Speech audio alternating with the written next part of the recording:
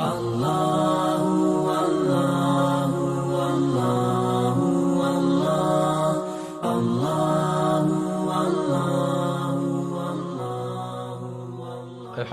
وحدہ والصلاة والسلام علی رسول اللہ وعلی آلہ وصحبہ اجمعین ومن تبعہم بإحسان الی یوم الدین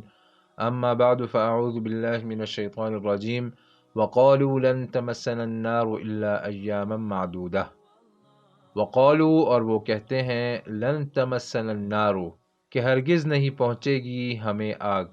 الا ایاما معدودہ مگر کچھ گنے چنے دن کے لیے۔ قل آپ کہہ دیجئے اتخذتم عند اللہ عہدا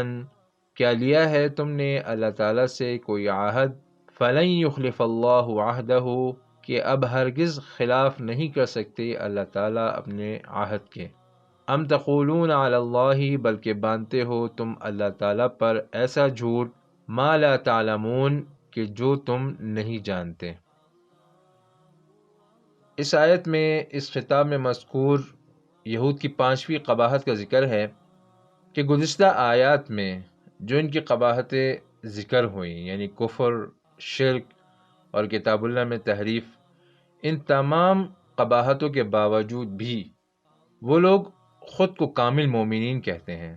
اور اپنے آپ کو جنتی کہتے ہیں، اور کہتے ہیں کہ اگر بالفرض ہمیں آگ میں ڈالا بھی گیا تو چند دن کے لیے بس۔ تو یہ قول بھی یہود کے انہی علماء کا ہے کہ جن کے پچھلی آیات میں 3 قبیح اعمال کا ذکر ہوا۔ وقالوا لن تمسنا النار، یہ یہود کا باطل دعویٰ ہے کہ ہمیں آگ میں نہیں ڈالا جائے گا۔ لن تمسنا النار میں ایک تو لن ذکر ہے تاکید کے لیے، اور دوسرا مسا تو یہ بھی تاکید کے لیے ہے، اور مطلب اس کا یہ ہے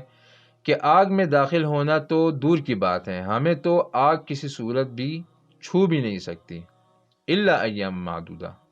اور اگر بالفرض آگ ہمیں پہنچ بھی گئی تو صرف چند گنے چنے دن کے لیے ہوگی اور بس۔ تو سورہ مائدہ میں یہود کا اسی طرح کا دعویٰ مذکور ہے کہ نحن ابناء اللہ و احباؤہ، کہ ہم اللہ تعالیٰ کے بیٹے ہیں اور اللہ تعالیٰ کے بہت پسندیدہ لوگ ہیں، تو اس کی وجہ سے اللہ تعالیٰ ہمیں عذاب نہیں دیں گے، اور اگر بالفرض دیں گے بھی تو صرف چند دن کے لیے۔ قل اتخذتم عند اللہ عہدا، اس میں یہود کے مذکورہ دعوے کا رد ہے کہ جو انہوں نے کہا کہ لن تمسنا النار کہ ہمیں آگ نہیں چھوئے گی، تو اس میں ان کے اس دعوے کا جواب اور رد ہے اور ان سے توحید کا مطالبہ ہے۔ اور جواب کا خلاصہ یہ ہے کہ یہ تو ایک غیب کی بات ہے کہ تمہیں آگ میں ڈالا جائے گا یا نہیں ڈالا جائے گا، اور غیب کی بات جاننے کا جو ذریعہ ہے وہ وحی ہے، تو اگر تمہارے پاس اپنے اس دعوے پر کوئی وحی موجود ہو، آسمانی کوئی دلیل موجود ہو تو وہ لے کر آؤ، لیکن چونکہ تمہارے پاس کوئی وحی موجود نہیں ہے تو اس سے پتہ چلتا ہے کہ تم اللہ تعالیٰ پر جھوٹ باندھ رہے ہو، تم یہ جھوٹ بول رہے ہو کہ ہمیں آگ نہیں چھوئے گی۔ تو اس میں اللہ تعالیٰ نے ان کو جواب دیا ہے، اور ان کے اس رد کا اور ان کے اس دعوے کا رد ہے۔ اس میں عہدن یہ وحین کے معنی میں ہے، اور اس کے بارے میں 2 اقوال ہیں۔ ایک مطلب یہ ہے کہ اس سے مراد عذاب سے نجات کا وعدہ ہے، کہ کیا تم سے اللہ تعالیٰ نے عذاب سے نجات کا کوئی وعدہ کیا ہے وحی کے ذریعے۔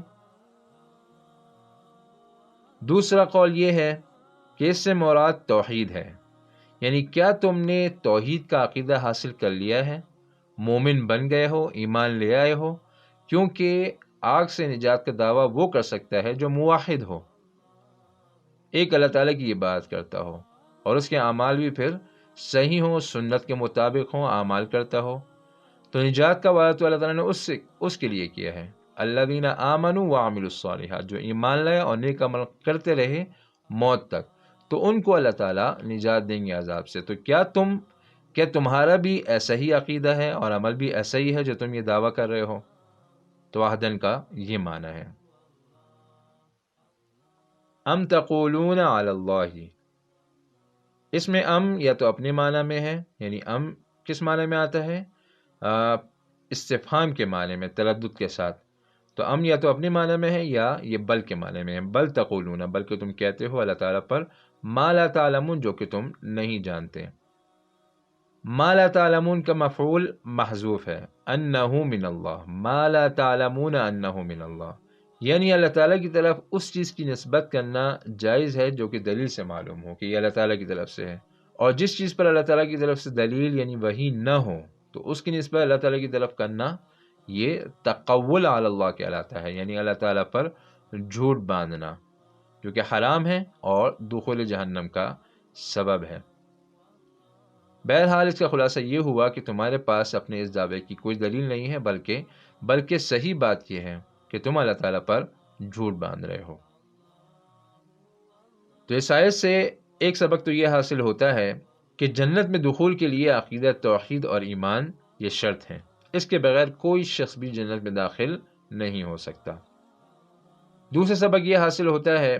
کہ جو عقیدہ یا عمل وہی سے صحیح دلیل سے ثابت نہ ہو تو وہ بدعت اور گمراہی ہوتا ہے، اس پر ثواب نہیں ملتا، بلکہ اس کی وجہ سے انسان الٹا جہنم کا مستحق بن جاتا ہے. اور یہ عمل اللہ تعالیٰ پر جھوٹ باندھنے کے مترادف ہوتا ہے، کیونکہ اللہ تعالیٰ نے ایک بات کا حکم نہیں دیا لیکن پھر بھی اس کی نسبت اللہ تعالیٰ کی طرف کی جائے تو یہ حرام ہے اور بہت بڑا گناہ ہے، بدعت ہے. تو دین میں کسی بھی عقیدے یا عمل کے لیے دلیل کی ضرورت ہوتی ہے، اس کے بغیر وہ عقیدہ یا عمل جو ہے یہ بدعت کہلاتا ہے، جو کہ گمراہی ہے. تو اس آیت سے یہ دو سبق حاصل ہوتے ہیں کہ ایک تو ایمان یہ جنت میں داخلے کے لیے یہ شرط ہے، اور دوسرا کوئی بھی عمل جو کہ دلیل کے خلاف ہو، وحی کے خلاف ہو تو وہ بدعت و گمراہی ہوتا ہے. تو آج کا درس یہیں تک. سبحانک اللہم و بحمدک، نشہد ان لا الہ الا انت، نستغفرک و نتوب الیک. ربنا آتنا في الدنيا حسنة وفي الآخرة حسنة وقنا عذاب النار. الله